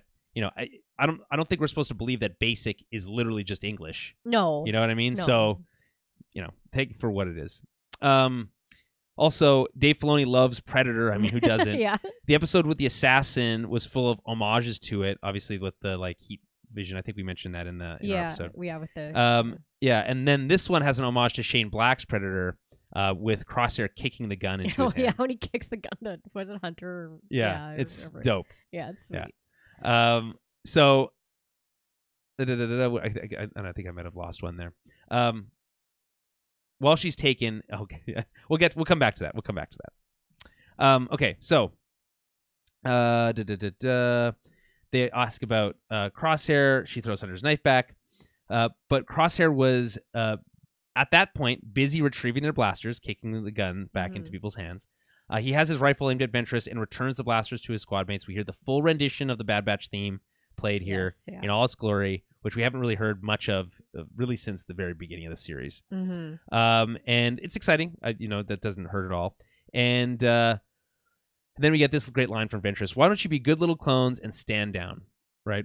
And then they, again, their classic line: "We're not really big on following orders." So this is, meanwhile, Omega has reached the top of the tree with the help of Batcher, because she's kind of rode Batcher up to the top. Quickly finds a white blossom and starts heading back down. Back at the fight, Crosshair takes a shot, but Ventress easily sidesteps it. So like things are kind of heating up here. Note, none of these guys are using stun here. No. Again, this is they're aiming to kill, right? I think there's a line from Justified where it's like, if you make me pull my weapon, I will use it, type of thing. So if they are forced, they had their weapons removed from their hand, by the next time they get them back, they're not going to take it easy on you, right? Yeah. So this causes the rest of the batch to open fire, but Ventress is able to easily avoid that. She pulls out her new lightsaber, which you can get a good look at if you look at the StarWars.com concept art. You get a close-up of her new curved lightsaber hilt. She always had curved ones. Yes, it is always curved, but this is not the same lightsaber. Is it not the same one? Okay, one. that's what I was kind of like talking to Adam about when we saw it. I was like, okay, so she only has one now, but I thought it was the same. It looked very similar to her. It's similar, but not the same. Oh, okay, fair enough. At least as far as I can tell. Someone could correct me. That's what we were wondering. I was like, oh, but I said, it might be weird though to like give her, if it's not the ones she had before, it's kind of weird to give her one that like looks so similar. But I guess she's used to that like shape of hilt, right? So it makes sense that she would have the same one. Because the last time we see her sabers, Barriss has them, and then Anakin gets them from Barriss. Oh, okay. In Clone Wars, when that whole like shit with Ahsoka goes down, and they find out that Barriss was the one. Right. And I don't think Dressage gets them back after that. So. Okay. Well, so yeah, these are new sabers. Yeah. Because we were like, oh, did she heal her crystal, or did she get new ones? But I guess it's a new one. Travis here, speaking of swear words in Star Wars, Han does say, "I'll see you in hell." Yeah. But I remember being shocked when Last Jedi introduced ass and bastard into Star Wars slang. I mean, again, ass is like fine. It's yeah, and also so is bastard. I mean, these are just words, right? And I guess used in that context. Bastard is funny because it's like who cares? And like the Like, Star who- Wars, like of like if you're unwed or like whatever. Like, it's just like such a weird yeah, I guess. like term. Like no, it's a weird term, but it is such a funny term to have in Star Wars. Like who cares? Again, because it comes from that kind of like it only makes sense if you understand like religion, Earth and- history, yeah, right? Yeah, but I Um, get it though. yeah. It is funny when you like hear those things. And, Yeah. But again, it's like if you're going to use hell, if Han says hell, then Bastard's just as it's like Yeah. it's all on the table to me. The only and you know and obviously we do know that Andor wanted to use the F word right. in their big final speech in the final episode, Mhm. and I wish they'd done it so. And they just badly. decided not to. They or- decided it was they decided against it. Mm. Then they went with it in a slightly different direction. And fair enough, I understand the decision not to use it, right. but it felt like if you were going to use it, that was the Yeah, time to yeah. do it. And maybe there might be other moments like that still could allow it, but we'll see. And then lastly, Travis Mitchell talking about the fight sequence here reminded me of the Turtles versus Shredder on the rooftop in the 1990s movie. Yeah, it is. Yeah, I totally. Again, this kind of Yeah. like really cool hand-to-hand combat Yeah, it was sequence so about someone good. who's just way more powerful than the Right. rest, right? I always like when someone's like so much more powerful too, and you just know that they're not trying that hard. Yeah. Like it's my favorite. Yeah, 100%. I mean, it's the whole master and apprentice concept kind of writ large. This is funny. It's like, so she pulls her lightsaber. We found out it's yellow. I love yellow lightsabers. Yeah, they're great. They're one of my favorite lightsaber colors. I, again, just don't understand people's problem with all the yellow lightsabers in the Acolyte trailer. Makes no sense to me. Yeah. Who cares? It's not like, and there was already multiple colors of lightsaber blade. So Yeah. why would it be a problem when more colors are introduced? Like why is Yeah. it okay? Well, it was only blue, and then it was blue and green and Yeah. red, and okay, so those three are the only ones allowed, and then also purple, And then Mace gets because purple. because he likes purple, so it's Yeah. like okay, so we're gonna do purple, and like so if we can do that, then who gives a shit? We can do anything we want. Yeah. That's so And yeah. it, like we said, it's been introduced in the games. It's like it's just fun. It's fun to have more colors, and like I'd understand you being more mad if it was like a stupid, not the stupid color. There's no stupid colors, but if it was like a rainbow lightsaber, you might be a little bit more like irked about it. But it's just, I've always thought white lightsabers and yellow ones were really cool because they're a little more Well, they're more unique. ambiguous and Yeah. more unique. Yeah. Yeah, and like. And the dark saber is also super cool too. Yes, it's basically 100%. like a black lightsaber. I mean, I get like the only thing I eventually, and I know that it's in the kids show, and I think you talked about this a couple episodes ago. There is a pink lightsaber in one of those in that Is there? in that high Republic. I haven't noticed. I put it I on think all the so. time. Correct me if I'm wrong, but like I'm pretty sure there's a pink lightsaber in that, and it's like I am dreading the day that a pink lightsaber appears in like a more mainstream property. Pink is funny though because it gets close to red, right? So it's just like what? So Yeah, but it's you know like what it's I so mean? not red though. Pink is so much. I know, you but know it's what like I how mean? do you get a pink one? Because the I don't red know. ones you bleed it. So it's Right, like, did you, but like, pink bleed is a yeah. little? So it's like- You're getting too Yeah. caught up in the color wheel. Yeah. This has nothing to do with the color. Whatever. Wheel. Yeah. Anyway, I just that someone's gonna have a hernia or whatever when they see a if they pink see a lightsaber. pink lightsaber, all hell is gonna break loose. Yeah. All right. So she deflects the lightsabers. Deflects the blast with her lightsabers really easily. She says, "I wasn't planning on killing you, but you're making it very tempting." Which I love. Wrecker's response was like, "Yeah, we're used to that. We're good at that, or whatever." Yeah. Yeah. So. Omega returns to the cave just at the right moment, right? Just gets there just at the right time to see, to deliver the flower. It sucks. It's sad a little bit because she's so excited to be like, I did it. I got back just in time. I have this white flower. But she finds Ventress has Hunter at lightsaber point. Wrecker is being force lifted. I don't think she's being choked necessarily, but force lifted. Yeah. He maybe choked a little. Maybe but not, choked a like, little. Dead Right. choke. Right. Yeah. And Crosshair is just like unconscious. Yeah. And so Omega's like, whoa, stop. Whatever you're doing, enough of this, right?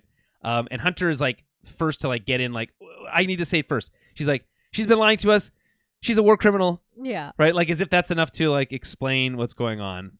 It's not, She's obviously. a war criminal. Yeah. Kind of so are you. Yeah. Yeah. If you think about it, there's a lot of war criminals in the Clone Wars. Yeah. Ventress is quick to remind them that times have changed, which again they should, and again reminding them that as far as everyone's concerned, they of all people should be the most understanding of Yeah. of that concept, right?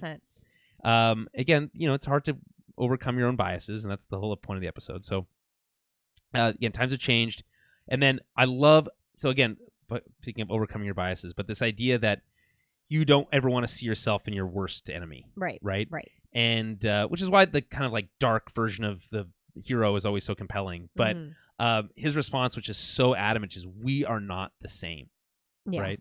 But ultimately they kind of are. So Yeah. she says, no, we were both pawns in the same war, and we all lost. I love that line. Right? I love the line of like we all lost. It to me it speaks volumes of like not necessarily just like clones and separatists. It's like people, like everyone lost that war. Like Yeah. the Empire is the worst, and it's like everyone lost in that. Like there were no winning sides except Palpatine. Yeah, and it's nice to see people who acknowledge that. Most people don't know that the whole thing was set up that way. Yeah. But Ventress, who was in the inner circle, does know. Yeah. Right? Yeah. So she is hyper aware of not only did they lose the war, but it was all orchestrated, that she was a pawn in it, and that by the Empire emerging as what it is, she's able to understand that it's not just a fascist regime, which is bad enough as it is. It's a fascist regime being wielded by a true evil mastermind. Yeah. Right? Sith Lord. Right? So when she says the Empire is more dangerous than you could possibly fathom, is really hits home, because again we understand that she understands the kind of the magnitude of how bad that is. I'm many things, but I'm not your enemy, right? And then she puts her lightsaber away. Quickly moving on here. Oh, quickly though, from Travis, Vanestra Rowe, who is in the Acolyte, one of the characters from the books, has a lightsaber whip, and I don't know how that works, but I think haven't we seen a similar concept? Weren't those like cat people? Slavers? Yeah. Did they have like a lightsaber style whip? Yeah, they didn't. They weren't like whips, but yeah. To me, it's not necessarily a lightsaber, but I get what you're saying. It's and like a lightsaber whip. It's like does it cut through everything in the same way, or for it to be a lightsaber whip, I would assume it would have to like cut through stuff the way a lightsaber does, because those whips didn't like. They like shocked you. Yeah. And I mean, I don't know. We always see these like odd things. It's even like in the Omega's one bow. Yes. So there's those bow strings that are made out of some kind of light energy. Yeah, there's that those can fling the energy. But that's like not a arrows. lightsaber. And it's not. Yeah, it's not a lightsaber either. So it's like it doesn't. I'm curious if it has a full like crystal. I think the idea of a lightsaber whip as just like a limp lightsaber is so funny to me. Yeah, it is. That is funny. We'll just have to see. We'll have to see how they explain it, or like what it actually is. So yeah, it'll be. Or maybe they just avoid it altogether and be like, we're not even gonna deal with this. Yeah, I don't know if they would fully do that. I feel like they know that would like piss people off. It's something that you really only get in, like, that's the kind of shit that comes out of books. You know what I mean? No offense to like the books, but like that's the kind of weird stuff that you just would never like. They would be like, this would look too silly in live action, so we're never gonna do that. I don't know. Because there's a lot of things that really aren't explained, like how they work. Yeah, kind of like her. Nothing in Star Wars. Crossbow. Nothing in Star Wars is explained. How it works is never explained. Yeah, it just does, right? And that's kind of part of the charm. Oh, I see. I think this is coming from other media. It's not just like the Acolyte trailer that Traps is talking about. Okay.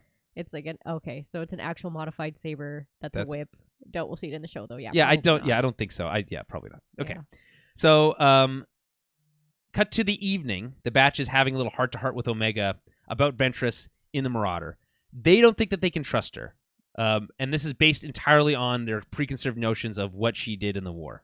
And they obviously don't get into specifics, but that's kind of the fun of the show, where it's like you can go back and watch all the war crimes yourself. Yeah.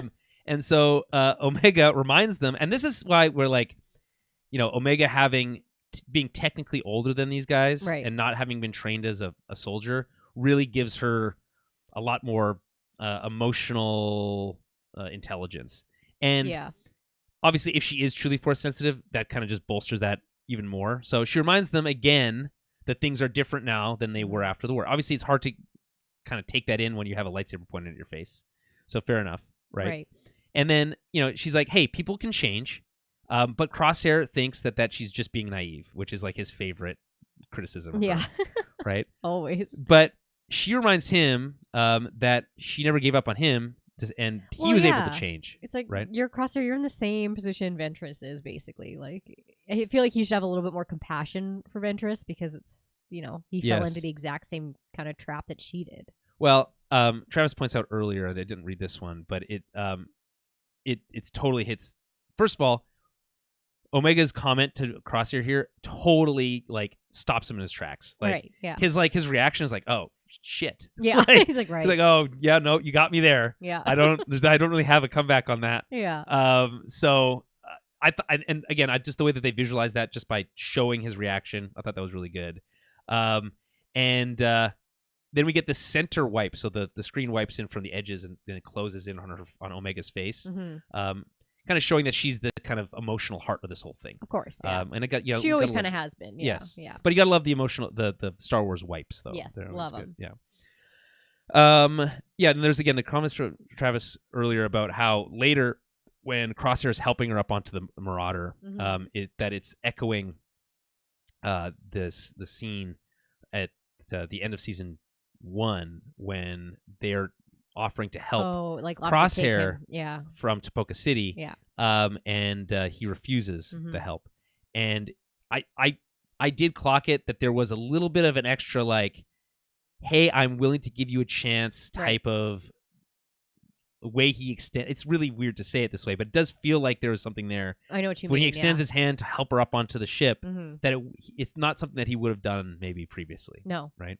No. That he's also growing. Very But again, gentlemanly. Almost certainly means that he's gonna die. Yeah. Yeah. Okay, so we cut back to the morning. This is the next morning. She meets up with Ventress at the docks. This time with no distractions. So there's no none of the team are there with Wrecker not cheering her Yeah. on. Yeah. Asajj is surprised that she met her despite all the things that the batch must have told her about her activities during the war. Omega says that yes, they did tell me stuff, but you didn't leave, and so I'm willing to give you a chance, and I think that you're here to help us. And she's like, you like us, I can tell, which is like one of her favorite lines too. Yeah. And then we get another fun little line from her, which is, "You're an odd little clone." Yeah. And I love her response, which is just thanks. Yeah. And just like move on, Yeah. moving right on from that. There's like some warmness there too, though, Yes. right? Like I think Ventress is she's very much warming up to Omega, and she's very likable. yeah, that's the thing too. I feel like a lot of the characters who run into her do end up really liking Omega and wanting to like protect her. Is even the same way with like Fennec. Kind of had that same feeling towards her too, even though she was a bounty. Like it's just, I feel like a lot of these characters gravitate and do end up wanting to help Omega. Like they feel for her. Well, you treat people how you want to be treated, and it's amazing what people will do for you. Ventress went through all the same kind of stuff as a kid, right? Like being found by the Jedi and trained, and then like so she knows what happens when like the wrong people find a force-sensitive kid or like takes a force-sensitive person. Well, she knows what it's like to be hunted now too. So, that too, yeah, right? yeah, absolutely. So Omega wants to know how she did on her first 2 tests. But so Asajj says she failed her first one, but Omega's like, but I passed the second, so that's got to count for something. Yeah. Right. Yeah. And Such a kid thing. Right. Yeah. So yeah. But what about the one I did well on? Right. So they get on a boat, a skiff, as they prefer to call them in Star Wars, but it's a boat. And Batcher stays behind because he's a good girl. He's a good girl. Good boy. Good boy. He's a good boy. And then we get this really cute line, which is, "Stop smiling so much. It's unsettling." Which is funny from someone who used to be a dark side user. Right. It's funny. And I guess I was trying to remember, but I guess she never had Sith eyes. Hey, she never had the yellowy eyes. Never. They give her creepy eyes in like a lot of other like media. Like when we first see her in that, I always call it the Samurai Jack. Yeah, it's this guy who did Samurai Jack. Yeah, like it's in that Clone Wars movie. She has like just like black, really creepy eyes. But no, they've never given her full blown Sith eyes. Okay. Anyway, because I just think that her eyes are quite striking. We get a good shot they're of them. they're like very blue, right? Like, yes. Yeah. Anyway, cut to later where they're like quite far from the island. She says it's easier to concentrate. Ventress says that. Many who wield the Force have an affinity for nature. They connect with things that respond to their energy, right? So this is that kind of reach out with the Force moment that we see kind of Rey having right? And actually, we also see with in the trailer for The Acolyte, right? Where close your eyes. What do you feel? What do you feel? Yeah. Right. And so I think that's kind of what she's going for here. Maybe she doesn't have the most up-to-date syllabus on how you're supposed to do that. Well, it's like we were talking to about last time, how there's different Jedi kind of feel the Force differently. Like they might feel it through like wind or water or whatever, right? Animals, that kind of thing. So it's just kind of like, just see how the world responds to you when you reach out to it. Exactly. So she has Omega stand on this little side platform, and they say, "Close your eyes and reach out." And she says, "For what?" And everything, right? Which is a great, it's a great Jedi line, Force line, related line. And I think it's nice when they do this because it's one of those things where it doesn't reveal a lot of like the how, which again is the point, but it maintains the mystery around the Force, which is nice. But also makes it feel like you could close your eyes and what do you sense kind of thing. It feels true. Yes. To kind of what we've seen both on screen, but also as what we know about how we connect with nature. So, meanwhile, the rest of the batch is watching them from afar on the top of the island. But Asajj is aware that they're watching. Gives them a look. I thought, and that's Travis really funny. Yeah, mentions earlier that the sound like, the wrecker makes, whoo, is like, oh, how does she know that we're watching? It's so funny. Yeah, it is. I always it cracks me up when like a character like looks into binoculars and then like can see the person looking back at them. Right. Like I love that. It happens in Rebels 2 with Zeb, and because remember when they get that there's like creepy assassin, he looks like a gray like a gray like alien. His name's like Rook, I believe. Yep. And like Zeb like looks and he goes like, he's looking at me. Like, it's so funny. It's just but it's also fun to be like to know that someone's looking from you from afar is like a sign that you're like really skilled with like your senses. Yes, absolutely. Because you can sense someone watching you if they're close to you, but you can't sense it if they're watching you from binoculars from across the field or whatever. No. Yeah. Okay, so Omega quickly gives up in frustration because she's a whiner, right? She's like, I don't feel anything. I don't even know what I'm supposed to be doing, right? So Asajj is disappointed in her lack of training and discipline. I love this line. She's like, I blame your 3 overprotective shadows for your lack of training and discipline. I always love that. It's always like a dig of being like, you have no discipline. Yes. And it's like, of course she has no training. Like, they're not Jedi. They're clones. Like, they don't know shit about Jedi discipline, stuff. Though, is a different thing. Of that course, is something that can be taught, right? She retorts that, I am trained, but she was trained as a soldier, right? So Asajj reminds her that this is different from being a soldier, that tapping into the Force can't be taught. It has to be felt, right? So Asajj is ready to give up basically as well. It's like, listen, if you're not going to try, then I'm not going to try. Right?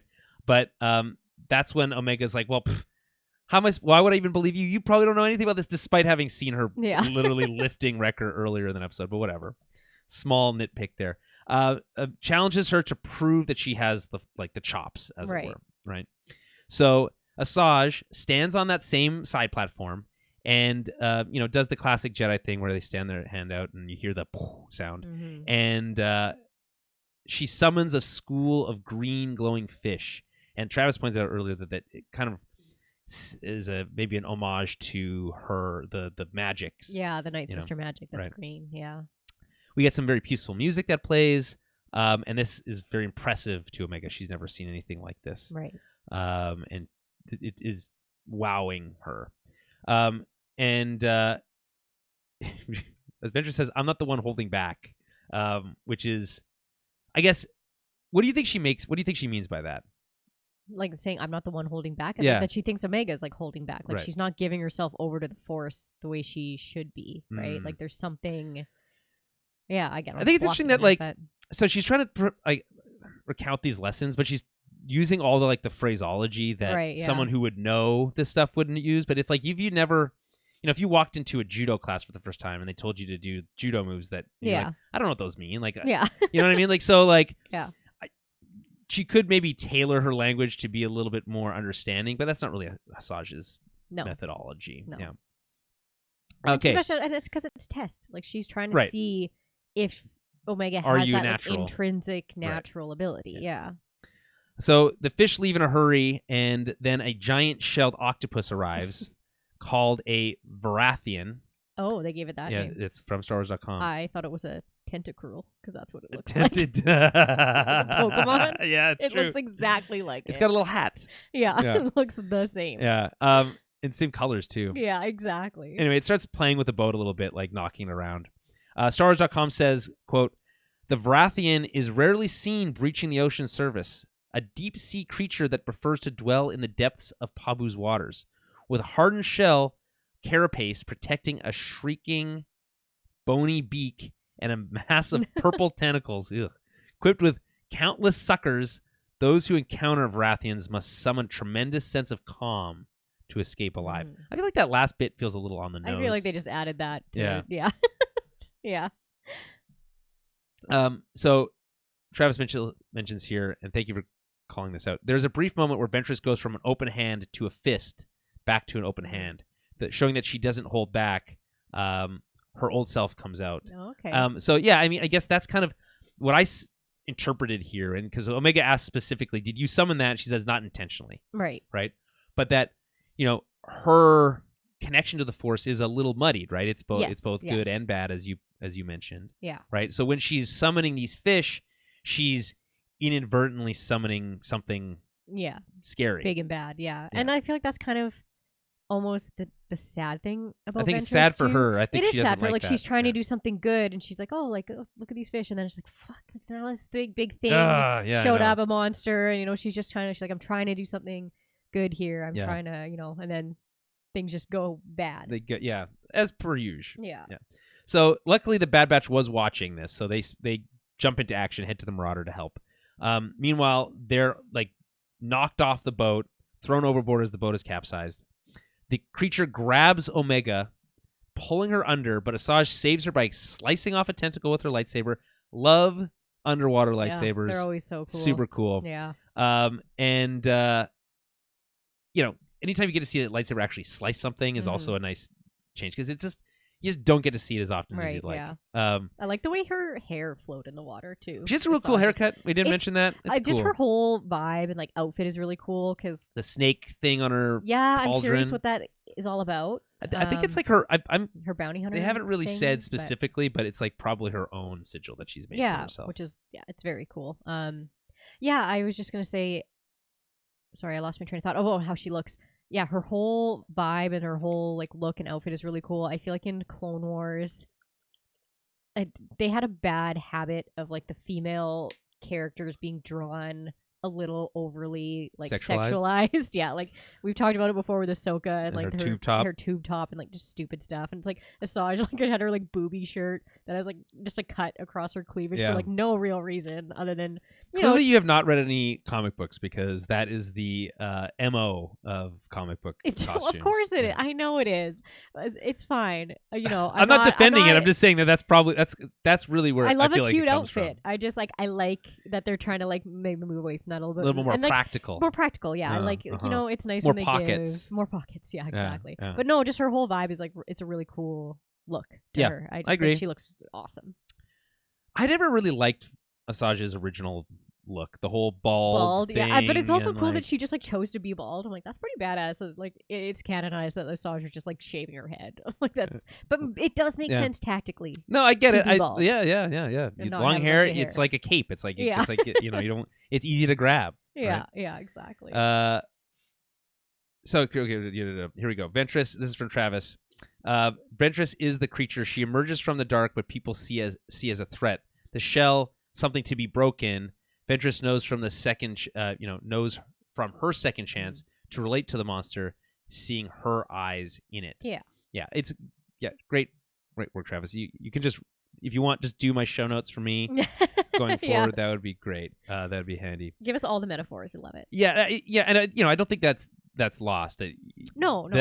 That the way that she overcomes this is by connecting to it and not trying to, trying to, as you said, break the shell. And connected in the light side way, not in the dark side way, which is like it does show us that she's not right, because she could have stabbed it in the face. Yeah, she could have just stabbed it straight through the eyes and like killed it, but yeah. she's like, no, like that's not necessarily her MO anymore or now, right? Yeah. Like she's kind of not coming full circle, but she's she's coming back around a little bit into her own way of doing things. Yeah. The creature grabs Omega, as we said before. She gets the tentacle cut off. This is when, once they come back out, Bad Batch. the Bad Batch are flying in, Like just making it worse, pissing it off, right? Yeah. So pissing it off, so luckily Omega still has her comm, so she's able to say like, "Yo, back off, she's got this." Which is, I love Hunter's like, not from up here, it doesn't look like she does. Yeah. And then again, trust her. Which again, that's the kind of the theme of this, which is like, we need to be able to trust people. Right. And again, like the Bad Batch probably don't have enough.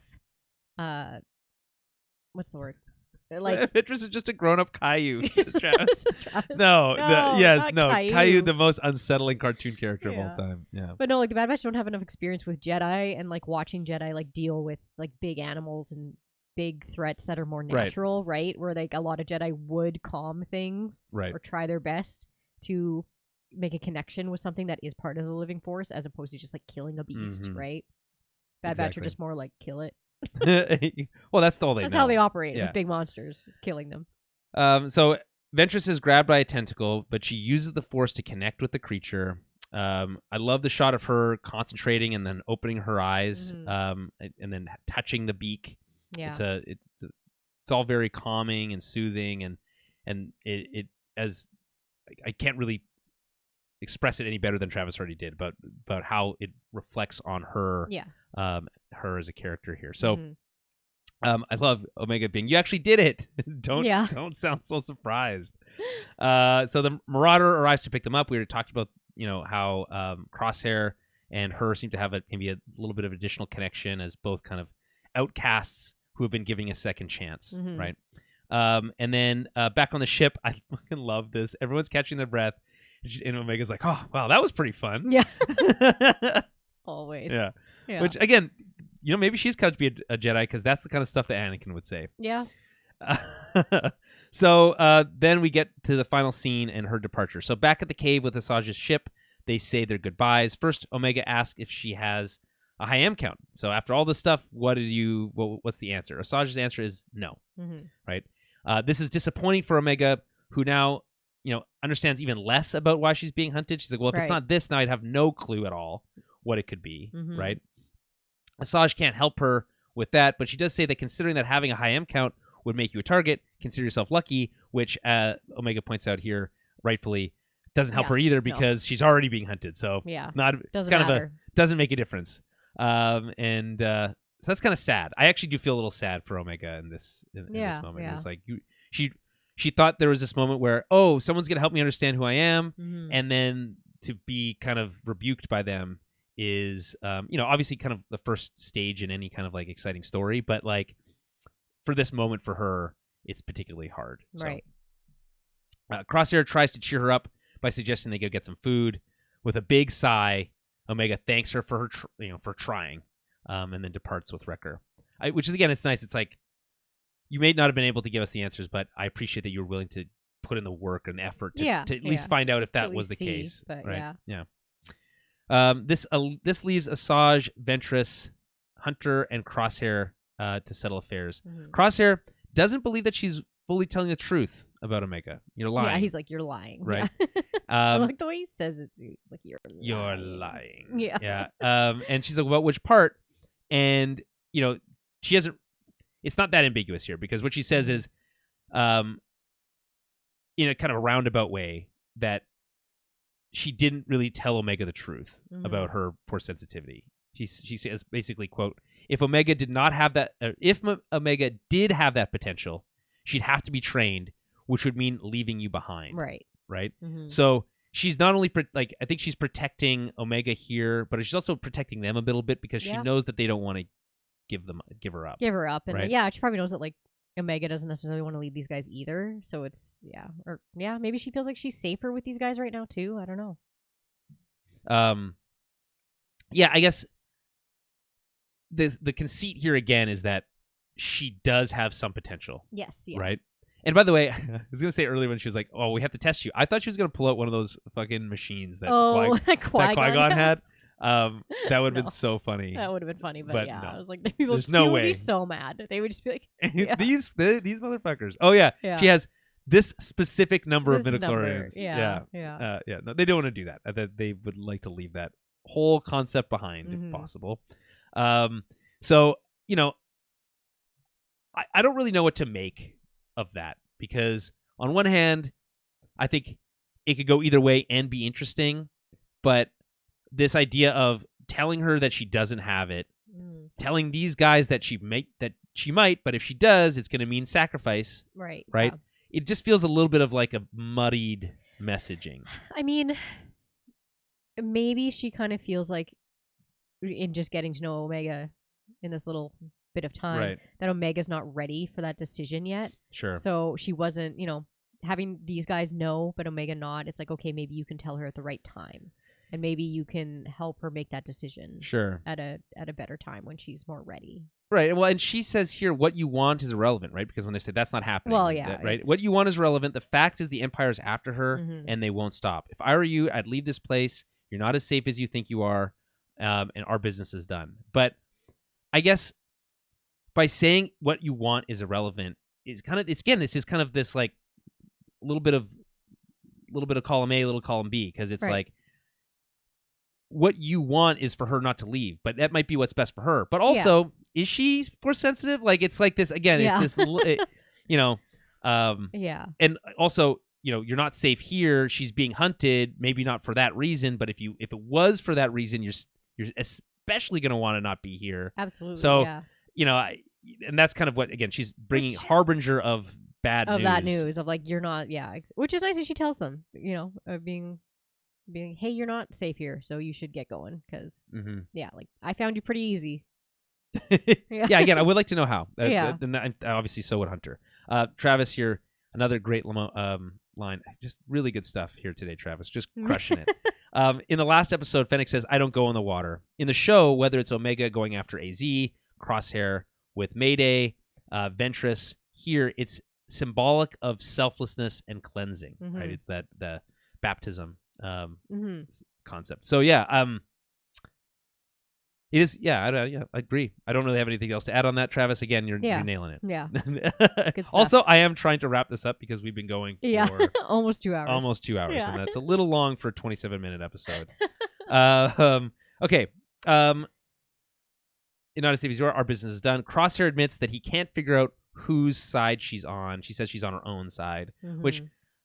Crosshair, come on. That was obvious. Yeah. Come on, My dude. own. Yeah. Right? Like, there's only, in Crosshair's world, there's only two sides. There's the Right. Empire Empire and and not the not. Empire, Yeah. right? And, at first, I guess, he's like, well, she was a separatist, so she was a bad guy, but that means she's not in the Empire. So he's just, like, confusing Yeah. himself, basically. Yeah. The enemy of my enemy is my friend. Right. Yeah. Hunter wonders if she's worried about the Empire coming after her, Mhm. right? And she says, they can try, but I've got a few lives left. And again, even StarWars.com says that this is a wink at the audience I figured it about was. how she came back About to how life. she came back to life. I was like, oh, that's cute that they, like, at least they're not acknowledging it. Yeah, she got a few lives left. A real She already Catwoman came back line. once. Yeah. Yeah. Yeah, real Catwoman. Yeah. Thanks. Hey, later, Travis. Thank you for joining Yeah. us. And again, please, anyone else who wants to join the conversation, is more the merrier. Yeah, it's fun. Please join us in the chat on Twitch or YouTube. When I get either one, I can I have the feed for it to come through while we're streaming. So at Tower Babblecast, really at any of those locations, at any website, any social media service, that's where you're going to find us. Very last scene, we see her B-wing type ship thing leave the cave. The music is very hopeful, but there is this menacing cut to black that's Mhm. punctuated by this, I think minor note that really, I think, puts an exclamation mark on the episode and Mhm. kind of, again, does kind of set the stage for this isn't done, right? So that is it. Any final Yeah. thoughts? No, I mean, overall, like, I like this episode a lot better than last week's. It answered a lot of the questions that we sort of had last week, and I was just pumped to see Asajj. So I'm hoping we see more of her. Always fun to see a lightsaber. But you know? yeah, it's always good. I have high hopes, but we'll see. Like, we don't have a ton of episodes. Yeah, how many? Let's remaining? double check that. Not for right not now. that we don't have a ton, but it's I don't know how much we effort are they're going to give Asajj any more quickly screen time. coming up to the end of the season. So let's just double check for season 3. We have 1, 2, 3, 4, 5, 6 episodes left. Yeah.